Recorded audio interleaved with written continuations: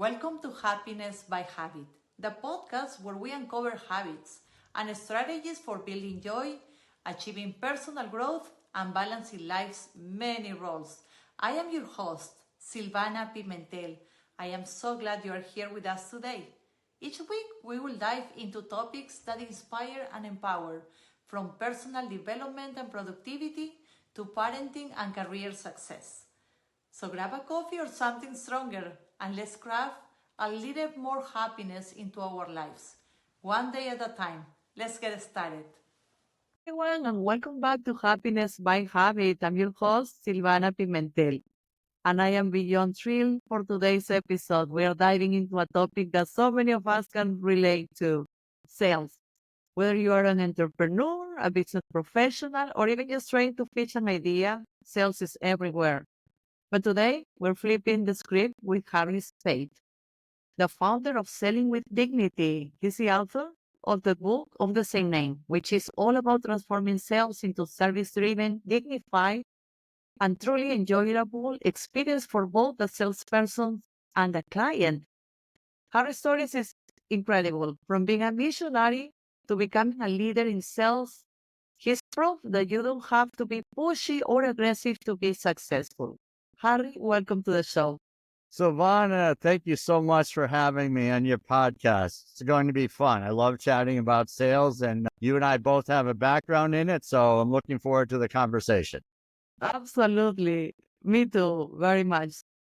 So your journey is fascinating. You went from being a missionary to becoming a sales leader. Two different, really 100% different routes.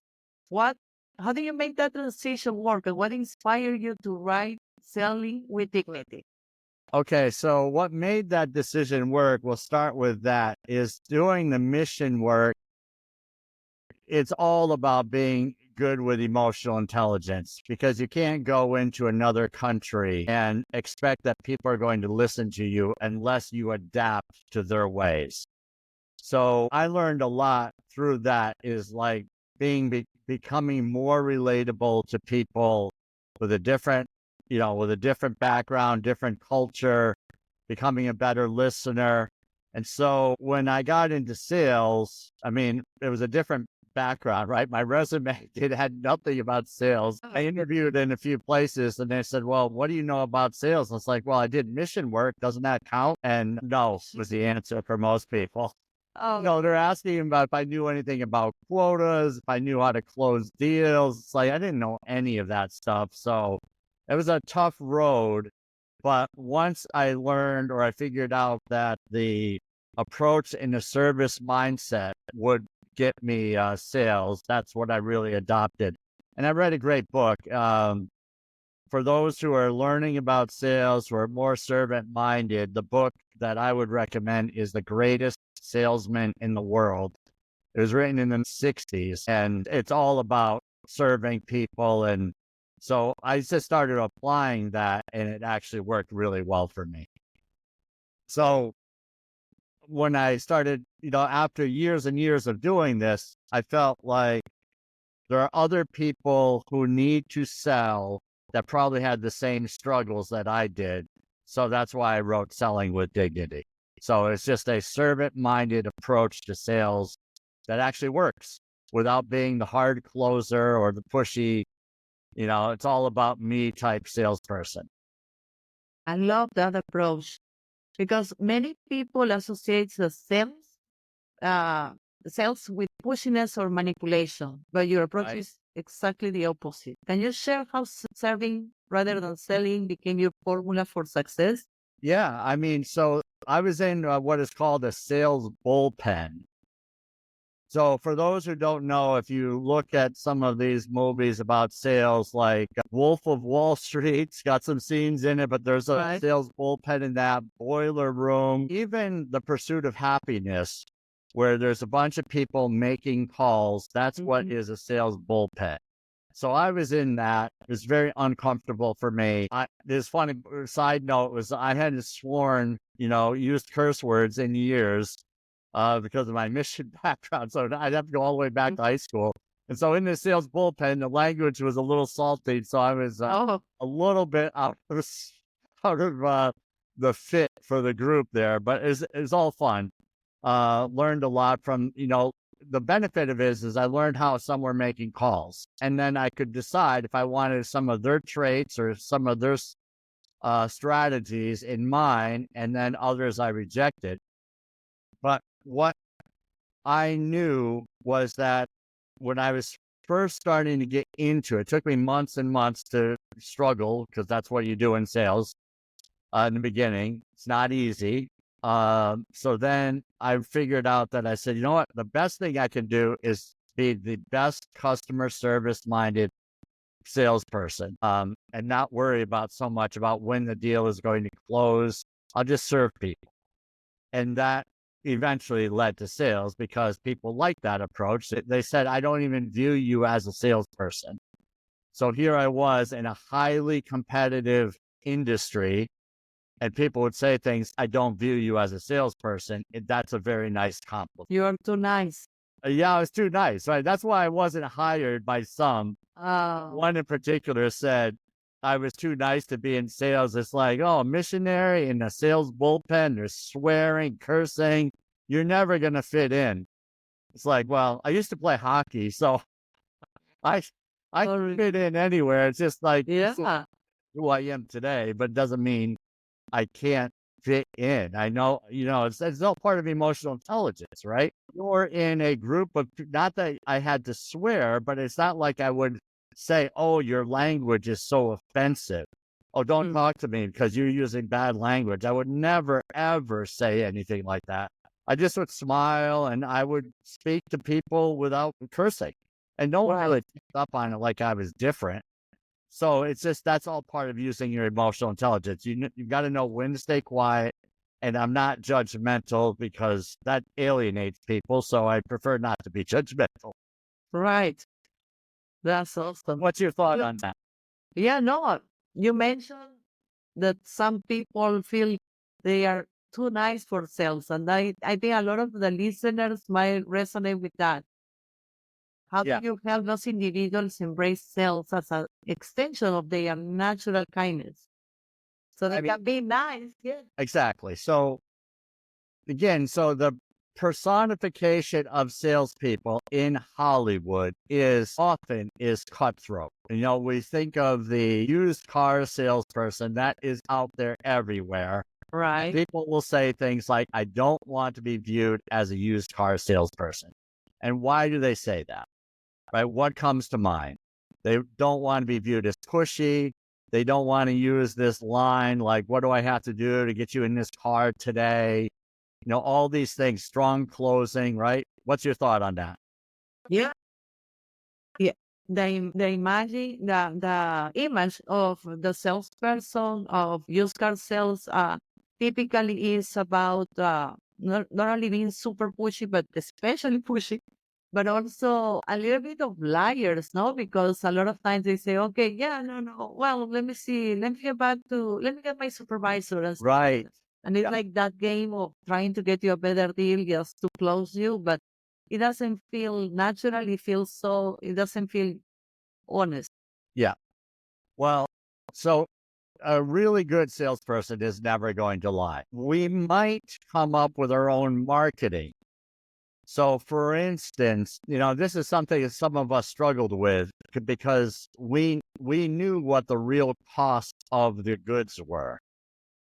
So when you know the cost of goods in sales, a lot of people will drop down to that cost and sell at that cost. So there's some businesses don't want their salespeople to know what the real cost of the goods are, because they don't want salespeople to drop their price too much. So they give them a bar that's up here. Say you can come below the bar, but you're not going to be at the cost of goods. Right. So some of us would say things like, our promotion, we could be like Walmart or Amazon and say, we have a promotion that's going to go away at the end of the month. So we would take our price, drop it a little bit for that month to get the business, right? To throw in incentives. Now, some people don't like that, and they say, well, that's dishonest, because you're selling the product for one price to someone else, someone different. But the reality is, go to any store. Any store is going to have a sale, right? So you go to, like here, and we have Publix grocery stores. Right. Someone's going to the counter complaining, well, last week you had 2 for the price of 1. I want the same price this week. No, that was the promotion. That was it. Yeah. So sometimes we have to come up with our own promotion to drive excitement about our business. I struggled with that in the beginning, but once I realized, I made the connection that stores, big businesses do this all the time. So it's not misleading, it's just the promotion. Right? So that was one of the things that I struggled with. And there's different things that people might struggle with. But the reality is, if you go in serving people, you're honest, you do the right thing for people. The next thing you need to do, Silvana, is ask for the order. Yes, that's a crucial piece of. Talk to me. What were you going to say? No, yeah, I was gonna say that to ask for the order is key, because some people just do the sell and then, okay, yeah, so that's the product. Okay, and you need to ask for the order. Otherwise, all the work you did is gonna be unfinished. Exactly. So if you're doing a great job selling your services to me, and it sounds wonderful, and we're sitting there, and you close it all up and say, so what do you think? I'm like, it's nice. Mhm. I like it. Yeah. Okay. Well, Right. this is what some people do. They'll say, well, let me know if you want to do anything. Right. And it's like, So like, so I just gave you buying signals, right? Talk to me. What's your thought? yeah, at some point, long time ago, I think people thought that to be good sellers, you needed to be a good talker.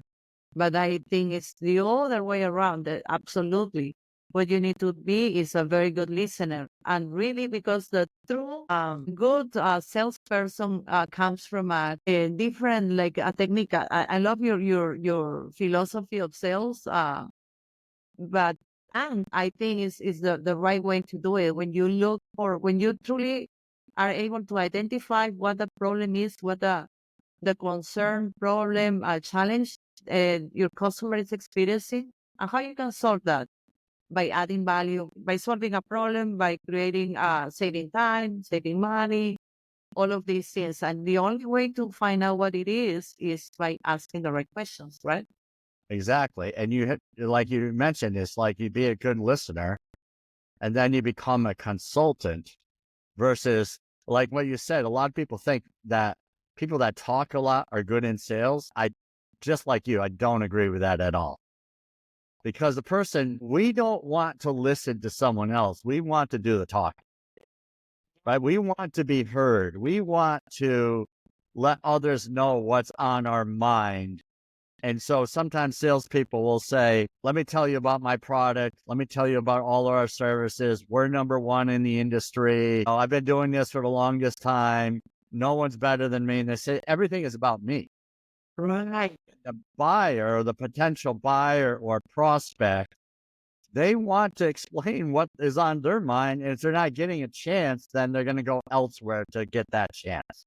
Yeah, absolutely. You hit it in the nail. So storytelling is such an important part of your philosophy. Can you share an example of how a good story helped you or one of your clients to connect with a customer or close a deal? Yeah. So the reason storytelling is so good is that we're all raised in English. I don't know what it was in Spanish, but in English, it was once upon a time. Sí, érase una vez in Spanish. All right. Una vez. Una vez. Hace un problema. So, like, I'll give you, for instance, let's just say that I'm selling cars, and I say that, yeah, you're looking for a, I don't know, sporty car that is reliable, doesn't break down, is fun to drive, and so forth. And I say things like, well, we're number 1 in the industry. There's more of these sold than anyone else. And, it's just facts. It's blood, Yeah. not connect. But if I say, Silvana, last week there was a woman here very similar to you. She was entrepreneurial, wanted a little pizzazz in her life with her vehicle. She took this thing out for a test drive and fell in love with it. Mm-hmm. Now, just by saying that tiny little thing, that little micro story, you start nodding and saying, "Oh, that sounds a little bit like me." And so that's really the connection. So the more the stories are, and they don't have to be long, you don't have to be this magical story writer, but you just relate circumstances and events and you share those with people, and how someone of you became one of your clients is really very easy to do. And you're speaking, based on your memory. So that's so you do that now, I bet, right? Yes, definitely. I do that. Yeah. Yeah, because people don't care about the all the standards or the specifications of the product, but they do care about what they are looking for. For instance, in the same example, if you tell me about well, you're looking for safety.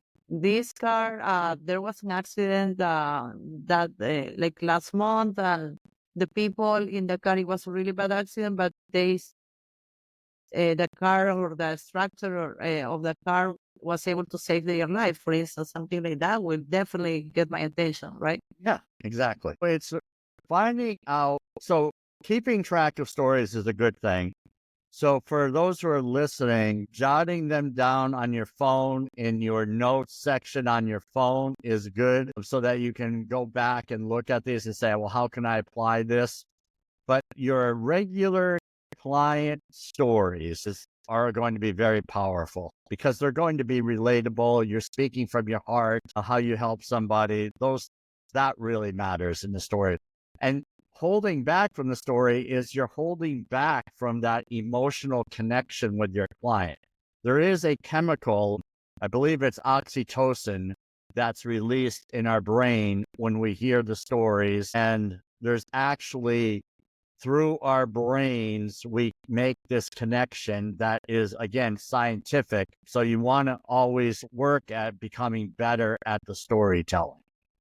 And not making them up, but I test myself just because I want to think on my feet as well. So, telling the stories, it may not all be perfect. I've said some, well, I'm not really sure how. I said, I'm working here. Work with me, right? Yeah. I Work in do. progress. Actually, I think people appreciate that transparency as well. That you are just learning, you're working your way on the storytelling, the honesty and the transparency, the authenticity is really special. And Yeah. Well, this is all right. So, one of the best pieces of advice I got was one of my sales managers years ago said, just be yourself. And that I didn't even know how to apply. How do you apply being yourself? Right? Because you're having conversations. Am I myself here? But eventually, right, being who you are and not being a phony. Like, sometimes people are in a group where people are, or maybe they're more educated, and they're using terms, and you feel like you have to go out on the limb and start using terms you're not comfortable with.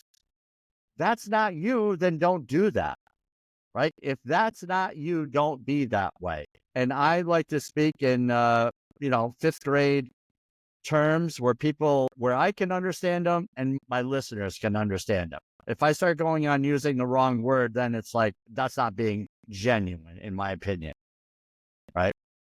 yes, It's not. 100%. Absolutely. Yeah. The success in a story told is that you're able to explain it in easier words that simple that a kid can understand. I think that's the right approach. Oh my goodness. So true, Silvana. I had a sales rep that worked for me, and he kept using these terms that were out there. And I asked him, I said, can you simplify this? And he says, no, it's complicated. And then there's some famous person, I don't remember who it was, but said, if you can't break it down where it's simple for the listener, then you don't understand it yourself, That's right. right? It is right. Yes. It needs to be nice and simple and easy to explain, and it can be needs to be understood. And for that also another thing I think is good to get the feedback, right? Am I going the right way? Is there anything else I didn't address? When you are looking for from a consultative sales strategy, you need Yep. to kind of verify if you're going the right path, right? 100%. So this is where we need to be adaptable. So we might think that sometimes, well, I'll just stick with that. We're being adaptable. It might be some other product. Like we go in thinking we're going to sell this and it may be something different, right? We may have to even customize a solution if we can based on what someone else's needs are. Now, I'm not saying go completely opposite. Like, for instance, I do sales coaching. I am not going to counsel somebody on diet and exercise. I could say, well, I could do that for you or for whoever I'm speaking to, but that's not in my area of expertise. Right. So being adaptable and flexible doesn't mean we change completely to something, that's unrelated to what we really do.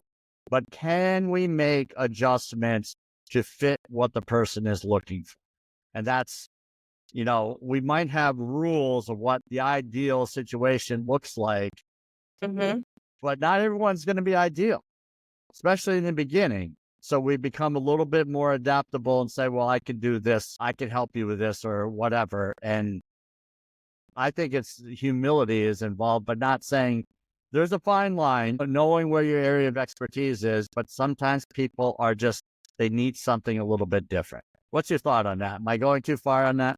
No, I think you're right on. You mentioned flexibility, and I think that's a really important skill to learn. Right. Yeah. 100%. Yeah. So let's talk a little bit about the selling. The idea of selling might be intimidating for many. I mean, especially for the introvert kind. What is that one small habit they can build to get more comfortable with it? Well, I think if the key thing is, and I compare this to the server in a fine dining restaurant, right? So servers have this servant mindset generally. And I've hired servers because they're great typically in sales because they're friendly, they're all about serving others.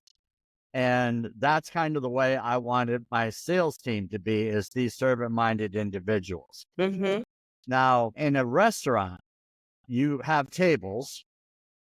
If someone comes in and the host seats someone at your table, you go out and you serve them. You don't hide behind the doors in the kitchen and say, oh my goodness, someone's sitting at my table. I don't know what to do.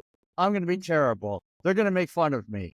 I'm going to say the wrong thing. They don't say any of that stuff. They just go in and say, I'm going to serve these people, right? I'm going to do my best. I'm going to serve these people. I may even tell them I'm new if I'm new. When we get nervous, if we can just say, I don't really care what happens to me. I am just going to serve this person. And every time I'm going to follow up with somebody because in sales, we need to follow up. We can't just be one and done. And someone says, well, I'm not really interested right now. And then we say, okay, well, they're gone forever. No, we should be following up. If their ideal client profile, we should follow up periodically. And what motivates us is the service, right? I'm going to serve this person. I don't care if they say no again, because I'm just going to make myself available and serve them and provide something of value. If we can do that, say, I'm going to provide value every conversation, I'm going to have a servant mindset, and I'm just going to do my job and follow up. And when the time is right, I'm going to ask for the order.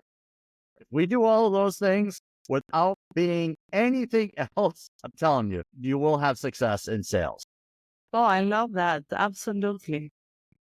So let's talk a little bit about the rejection, because a lot of people, as you say, some people are going to say no because they are not interested. This product does not fit their needs, or many circumstances that they can say no. But what does that no means? Is it a no forever or is it a no yet? A lot of people fear rejection, but that helps them build resilience as well, right? What do you? Yeah, 100%. It does build resilience, like you said. What comes to mind for you on resilience? When you mention that, what comes to mind for you? Resilience is being, well, first of all, in this case, don't take it personally. Just if they are saying no to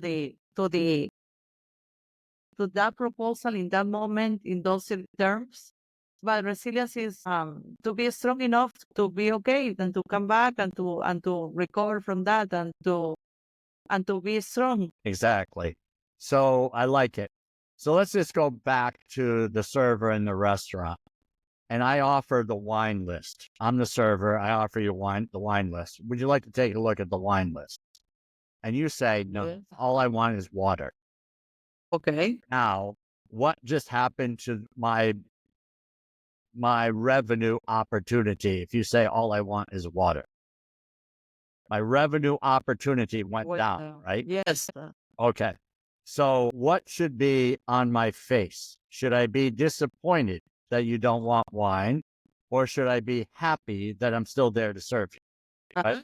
Go for the second one. Go be happy. You're still there to serve. Exactly. Yeah. So if Yeah. I'm disappointed, that's going to show in my face, Oh yeah. right? And so now I become that pushy server where nobody likes, where they're not enjoying the meal. It's like, well, this person keeps trying to push. I don't want the special. I came in here for the roasted chicken. I don't want the truffled fed pork chop or something. Right. Right? You're there to serve. You can make a suggestion, but if they say, no, I don't want that, I want this, then we still serve with a smile on our face. So same is true in business is sometimes, and we have to talk to the right person. If I'm trying to sell diet and exercise to somebody who's already diet, exercise conscious and is fit and has their own coach, I'm just going to say, you're fine with where you are. Look at you. You're great where you are. And I'm going to go find someone who has a problem and they want it solved. Not everyone has a problem. Not everyone wants it solved. But for those that do, sometimes they're just not ready. And so they say no, and we don't understand why they say no. And they say things like, I'm not really interested right now. Well, now we don't know why they're not interested. That's a good time for a comeback question, a follow-up question. And what would that be in your mind? What comes up? Perhaps, well, I can ask why. Are you on a diet or more than yes or no question? I will be like, why? Why you're not interested? It might come too strong, and in this case, but I might rephrase that. But my point will, yeah, because really that's what I want to know. Perhaps it's this medication. They cannot drink wine, or they might be on a diet. Who knows? Right. Religion. Yeah. So there's a lot of things that people say, I'm all set or I'm not interested in. Sometimes we can ask the question, right? We have to read the person. And, some people can get away with asking why and so forth, and others not so much because we come across as being accusatory, right? We're accusing them or they're making a mistake. And now we're viewing them like we need to correct them. And so that's a concern, right? With our emotions. Right. Yes. So for instance, I don't know you very well. I mean, you and I, we've had a couple of conversations. I don't know anything. Say I'm a financial planner. So I say, Silvana, how is your retirement savings looking? And you say, well, Harry, I'm all set. And I'm like, well, what do you mean you're all set? Right? How can you be all set? Now I'm coming across, I'm not friendly. I'm not consultative. I am now more like accusing you that you shouldn't be all set. I don't know if accusing is the right word, but yeah, but I know too strong, maybe. Challenging you. Right. Strong. Right. So instead, I could say, totally get it. when you're all set and you've got someone you trust that's helping you and you feel good about things, I totally get it. I respect that. And then I could ask another question that is maybe casual, but I'm not going to pry too deep because you already put up a barrier there by telling me you're all set. So now I have to kind of work around that. So what I might do is say, Sylvia, I totally appreciate where you're coming from, that you're all set. I'm all set in a lot of ways too, and I know what that means. But when you say you're all set, could you describe what that means to you so I have a better understanding so that my follow will fit with what your needs are? So do you mind sharing what all set means to you?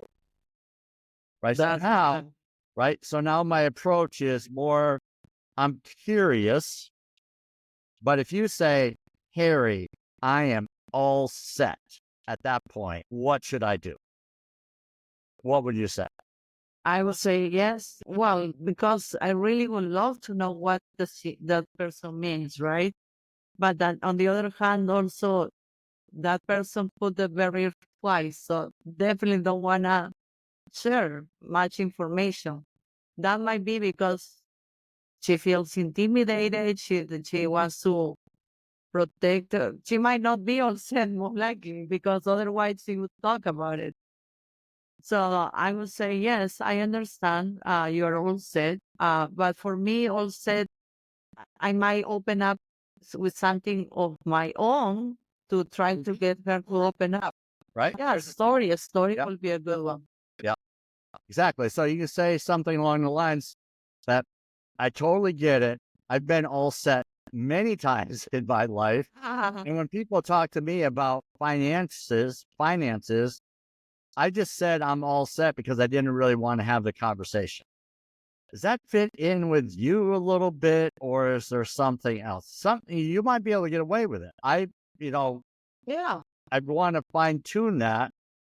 And sometimes it's trial and error. I'm trying it on a person to see what kind of response I'm going to get. There's no harm in trying. But the second time they say I am all set and they say it with force, that's when I'm backing up. So I'm now physically, I'm pulling myself back. So I'm not in their face. So now they can see that the body language is right. I'm acknowledging what they say, put my hands up and say, I get it. Right. So now I'm going to change the subject, talk about something else, totally appreciate where they're going from. What's the plan for the weekend? Something along those lines. Right. So that I get to say, we're not going to talk about that anymore.